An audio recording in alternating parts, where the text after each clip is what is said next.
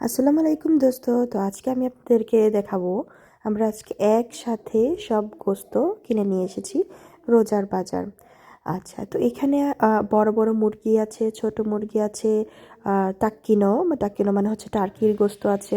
তো একবারে বেশি করে আমরা গোস্ত কিনে নিয়ে এসে পড়েছি যেন পুরা রমজানে আমাদের আর বাজার করা না লাগে।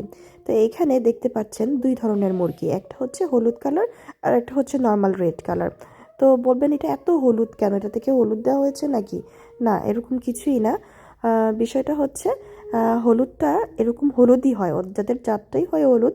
তো এটার টেস্ট একটু ভিন্ন, আর লালটার টেস্ট হচ্ছে একটু অন্যরকম। তো এখানে এই যে এইখানে রান দেখতে পাচ্ছেন হলুদ। তো দেখা যায় আমার বাচ্চাও বলে যে হলুদটার আলাদা টেস্ট, বাট অ্যাকচুয়ালি আমার কাছে কোনো ডিফারেন্ট মনে হয় না। আর এই যে এত বড় বড় যে মুরগি, আর এইগুলাও আমার কাছে টেস্ট একটু কম লাগে। আমার কাছে নর্মালি ছোট মুরগি এর সাইজটা ভালো লাগে, কারণ বড় মুরগিটা কেমন জানি আটা আটা লাগে, টেস্ট ওরকম সুন্দর না।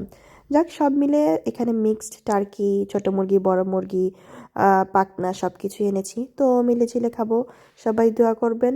হ্যাপি রামাদান। আল্লাহ হাফেজ।